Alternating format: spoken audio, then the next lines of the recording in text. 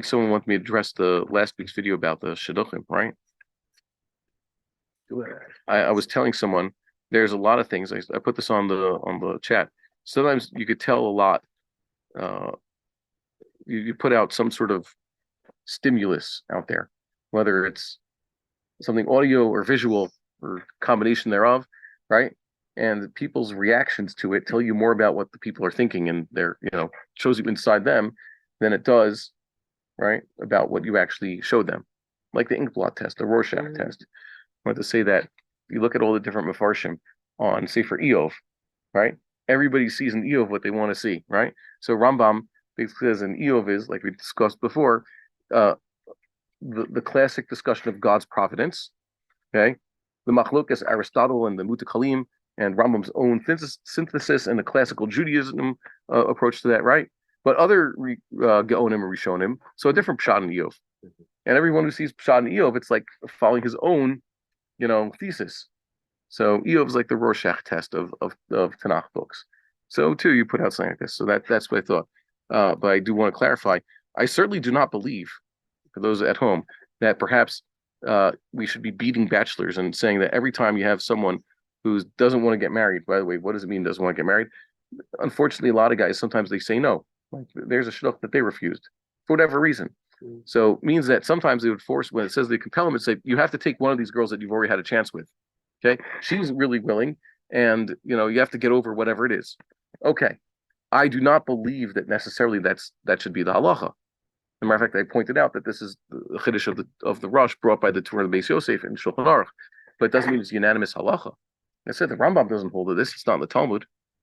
I don't think the Gra holds of this necessarily, and I don't think I was advocating for it. I just thought it was an interesting historical curiosity that made a few guys I know. Well, one guy said explicitly, but other guys have thought about it, saying, "Oh, there's an opinion saying that this is entirely in my hands, and I'm responsible for this, so I'll take matters into my own hands and get this done."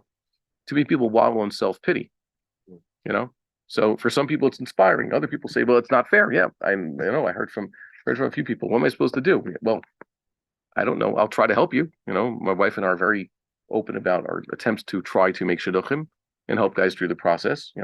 I think my track record of making shidduchim and helping people shows that I think I'm a little bit more sensitive to the issue than, let's say, you be letting someone would think just by hearing me discuss, for 5 minutes, 2 lines in the Shulchan Aruch. I'm just saying that this was a historical point that, and it's explicit in the Shulchan Aruch, and you can't ignore it.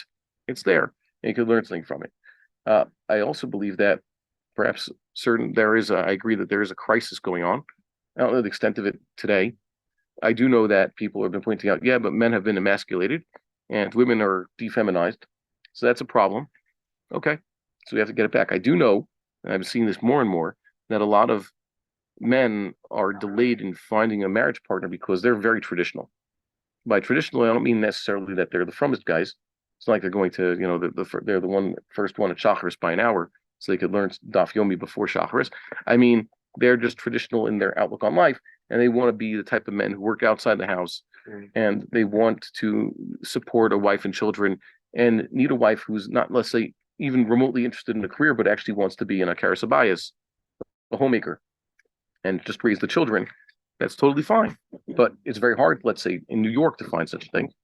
Even among very frum, a lot of girls are raised to work, or at least to do that, or somehow they've been touched by modernity, which, by the way, I'm not arguing. Perhaps even my own experience is a little bit less traditional, But for many men, that's not what they're looking for, and they've discovered that finding women from, let's say, outside their own social, cultural circle in America is good for them, especially finding girls from more traditional countries like Eastern Europe, which you could find. It's not as common, but that's the thing. They found that Eastern European women have a lot more old-fashioned values when it comes to how things are run in the house, So that's something surprising. I've seen that it works out for a lot of people. Okay, so whatever works out.